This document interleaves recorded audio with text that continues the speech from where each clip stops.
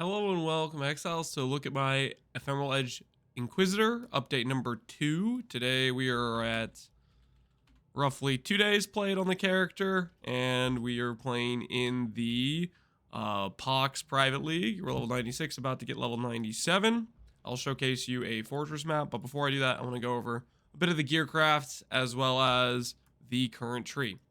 As for the current tree, we are currently prioritizing some large clusters with attack speed. This is just to help the smoothness of the character's playstyle. Smite's kind of a slow attacking ability, and getting a good attack speed clusters is paramount to make that attack speed smooth out and start to feel pretty fluid when you're jumping around and slamming your smite on enemies.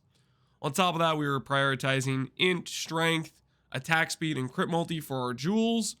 Along with, we do have a little bit of res on a couple of our jewels because our res on gear is abysmal and we needed to compensate for that. So you see a couple of res rolls on jewels. That's why we're just barely over our res cap, and that is mainly due to getting some res on our jewels. Ultimately, the big part of the plan was to go crit with Ephemeral Edge, and that is working out well. I think our DPS is pretty decent for this gear level. I will say our defenses are, in my opinion, still a bit lacking, because normally at this point on a Trickster, I'd be suppress capped, or at least I'd have lucky suppress with like 90 suppress, something like that. As well as, the other thing Trickster would do a bit better is it deals with the action speed slows. This is something I forgot to go over in my previous video on the difference between Trickster and Inquisitor, is it has one step ahead. It's just a feels good node. There's been multiple times when I'm doing the Delirium and a few other content windows where getting slowed just feels really, really bad, and Trickster would get around that. So right now, out of the gate, I'm noticing I think I have higher damage than I would for a Trickster, but lower defense. I did end up deciding to go with an evasion setup with this mastery and the Shaper's Touch with the amount of int and putting on a grace. And that gets us 24,000 evasion. So we're not actually too far behind what a Trickster would have evasion-wise, because we have a bit of aura scaling, which gives us a bit more flat from our grace than a Trickster would get, I think. As well as we have twice the percent evasion scaling. Maybe not quite twice, because a Trickster gets a bit more evasion nodes on the tree, or hybrid ES evasion nodes on the tree. But because we're using Shaper's Touch, this gives us another 1% evasion per 5 int, and that helps pick up the evasion a decent amount. So we are at 20k evasion with Ghost Dance on top of our block for spells is 43, our spell block is 35. Ultimately, I want to try to get our block up as well. Our block is kind of low for what I'd like to do, because on top of going evasion based, I'd like to have a recover on block shield, and that's going to feel pretty good once we start investing into more mitigation layers, like potentially going 90 res for LE mitigation. That's a big thing I want to do. That will make us much tankier, as well as I may consider a tree change that paths us next to Inveterate to go for suppress. I'm still thinking about that and how I would change the tree to make that happen, but it's in the consideration window because it is a big defensive upgrade. Now, let's go ahead and get a little showcase of doing a fortress map. This will be technically my first T17 of my map. Some dude asked me to help carry his abomination, so I jumped in and helped him with a boss, but I haven't actually done any T17s. I've mostly been doing a lot of rotations here, and yesterday we did about, like, I want to say 15 feared rotations or something like that. We did a lot of feared rotations yesterday, but now we're going to jump in and start doing some T17s with the character. I need to fix my Atlas to be actually made for T17s, because right now this Atlas is just set up for Maven rotation boss rushing, and so I'll probably make a T17 specific Atlas that will change to. As for using Smite over something like Lightning Strike, I think Lightning Strike is ultimately a bit better single target, a bit better clear, but the reason I'm doing Smite is because I can press Val Smite and it looks cool, and I like that. And it's a fairly satisfying skill to play with. That's pretty much it. There's not too much thought that went into it outside of just, hey, this skill looks cool, I like it, I'm gonna play it.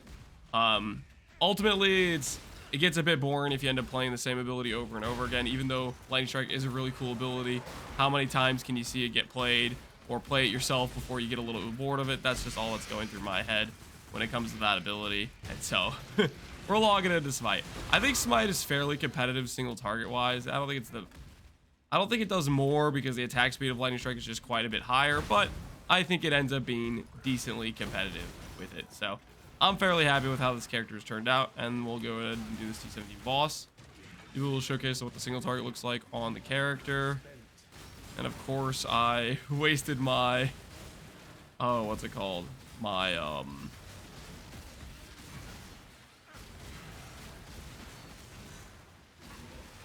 I'm really spacing on it right now. I don't know why I'm spacing on it so bad. There is a tincture, man. That was gonna drive me crazy because I kept just spacing on what it was called.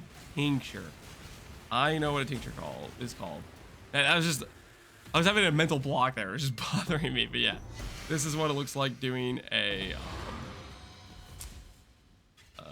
T17 Fortress map. Obviously, these aren't not very hard mods, but just wanted to give you a little showcase of what it looks like. We'll clear a little bit more and talk about the overall thoughts so far. I will say I think this character is higher DPS than I would be at a Trickster at this gear level.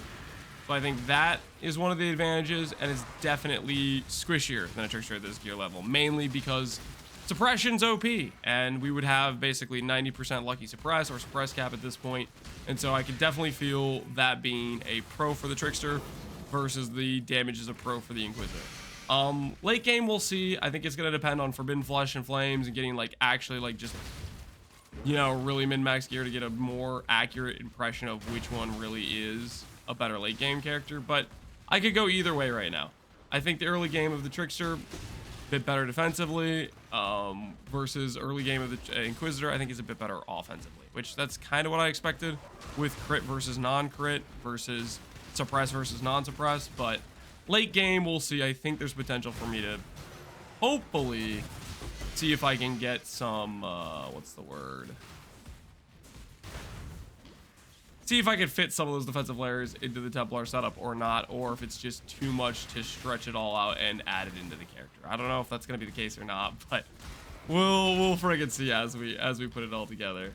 Anyways, I think this is mostly full cleared, or I might have forgotten a couple things down here. This is the look at the Smite Inquisitor. I just like it because the animation for Smite I just think is cool, and I like to press Val Smite because it's a really satisfying button whenever you see like a large pack of monsters, just boom, and it hits everything on screen. That just feels good.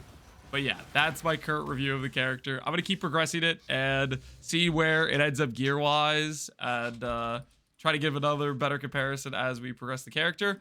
Outside of that, I'm really pumped for the 19 Ascendancies. They revealed the Harbinger and the Gambler yesterday, and honestly, those things got me thinking about builds to make, and I'm excited about it. And I think if the 17 other Ascendancies are on that level of interesting and have stuff going on for it, it's going to be a really fun event. And I'm going to hope they end up extending it for longer than a month, I think, to be honest, because I can't play 19 Ascendancies in 1 month, and I'm going to want to play 19 Ascendancies. So we'll see how that goes. Anyways, as always, thanks for watching, Exiles. Take care, and peace out. Have a good one.